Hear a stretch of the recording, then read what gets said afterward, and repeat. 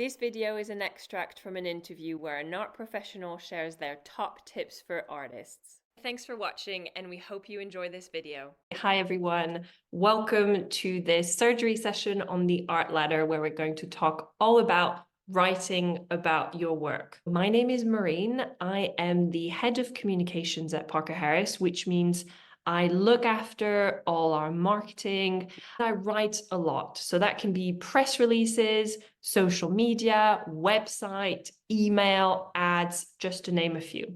Everything is copy. And when I say copy, it means text, it means content, it means words in some shape or fashion.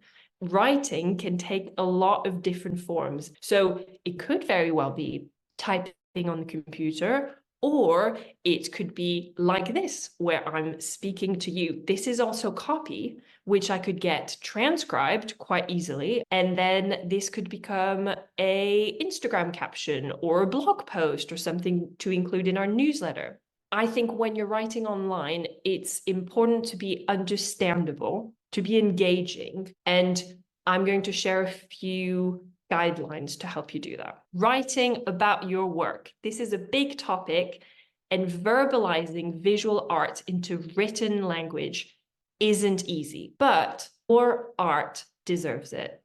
I know that you're creating amazing work in the studio, and it shouldn't be let down by writing that isn't confident or isn't engaging or doesn't open a door into your practice. For some of you, writing about your work will come naturally, and that's great. So we're just going to talk about a few tips to hone your skills. But for many of you, it might not be intuitive. It might be scary. And hopefully this session will help it be less intimidating, or at least find ways for writing to work for you. In this session, we're going to do the groundwork so that hopefully it becomes easier for you to find the right way to share your work in words, whatever shape that may take. So the people on the other end shouldn't have to work hard in order to understand what you're saying. We've all had this experience, right? Where we've gone to an exhibition or we read an article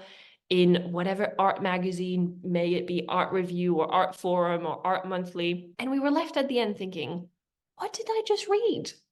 And am I stupid? Am I the problem? Is it because of me that I don't understand? No, you shouldn't need a PhD in philosophy, contemporary art, art history to be able to understand an artwork, let alone a text about an artwork. We don't want people to be feeling like that. We don't want them to feel like they need a dictionary when they're reading our text. So we need to do the work so that the people on the other end can connect with the art. Obviously, our aim here is not to dictate how your art should be seen. What we're trying to do is to open a door for people to enter the work. So they're going to want to view it, to understand it, to interact with it. It's just about opening the door for more people to come in to see your work and for the right people to find your work and interact with it. And this can be really simple. It can just be an anecdote that inspired you.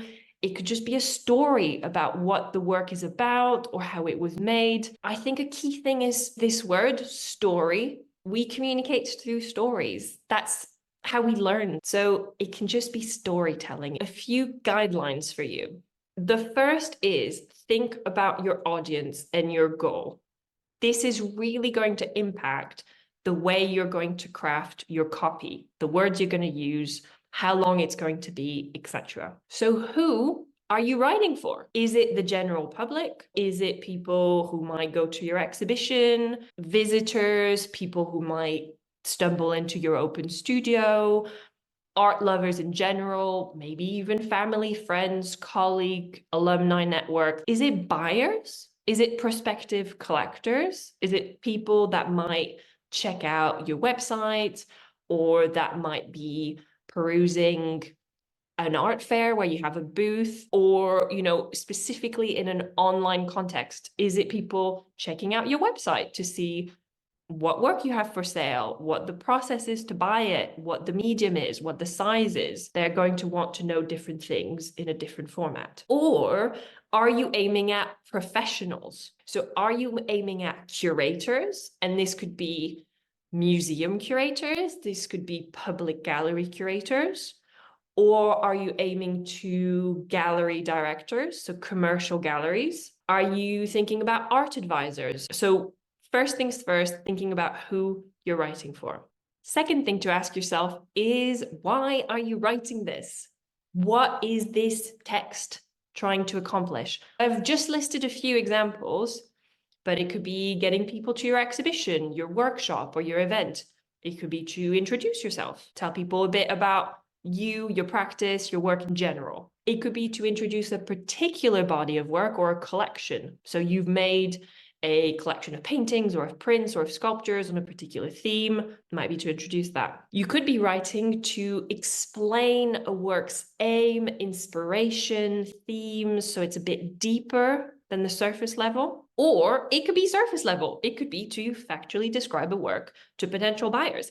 It's this size, it's framed, it's not framed, this is how the shipping takes place. Really basic things, but that's also writing about your work online. Another guideline, it happens all the time that an artist sends me their press release to review, or we're looking through their website in a one-to-one consulting session, and one of these is missing. When you're writing, you want to consider the 5 W's.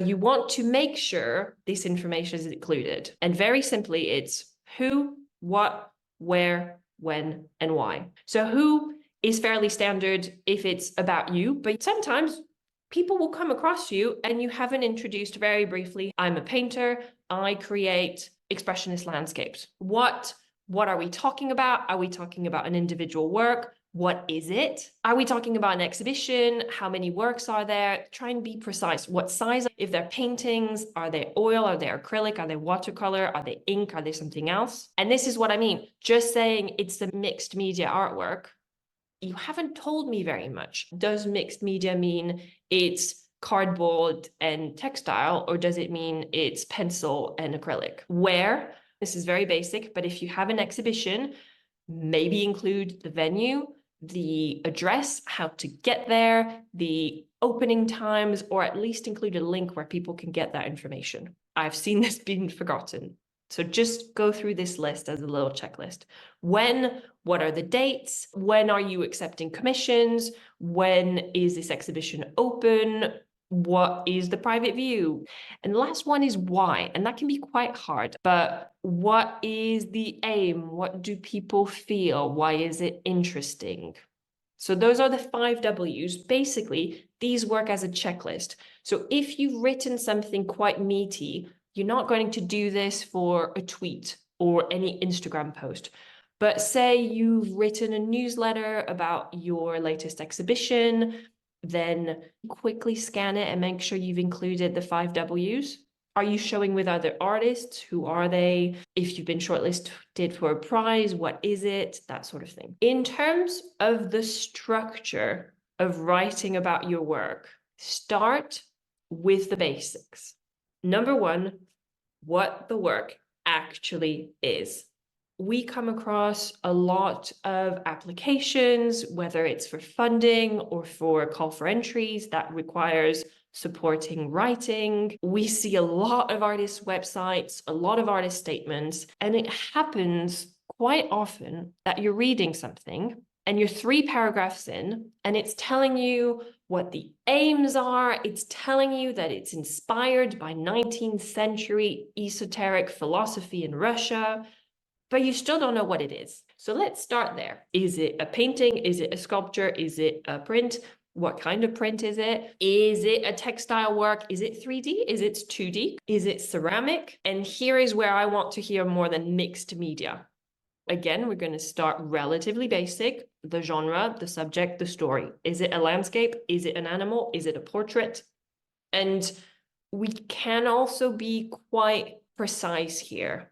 rather than something like, these are mixed media artworks about the sense of self, place, and time. And I'm not pointing fingers. If you've written that before, you would not be alone. But it hasn't told me anything about you, about your work. And I'm just left feeling like I didn't get it. And maybe I'm the problem because I should get it. And then once we've talked about what the work actually is, what it's about, this can be a sentence, by the way, it doesn't have to be really long.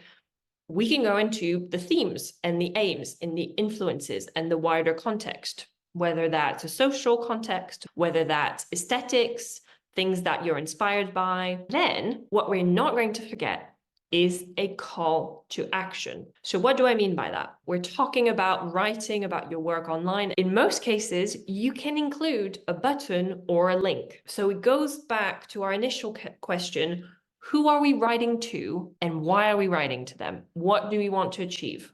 It could be a contact button or an inquire button. And do you want this to send people to the contact page on your website, or do you just want it to directly send to your email? It could be a button to buy or purchase. You can include a little link for people to learn more about this work and potentially buy it. Can they buy direct, for instance? The call to action could be to book tickets for your exhibition or to reserve their spot because you're doing an online talk or you're doing a workshop or you're doing a demonstration, or it can just be a button to learn more and get more details. But bear in mind, having a call to action is useful. Same thing in a social media post. Although you can't include links on Instagram, for instance, you can include something that says, go to my profile, click the link in my bio to contact, buy, book, learn more, etc. Okay, so top tip,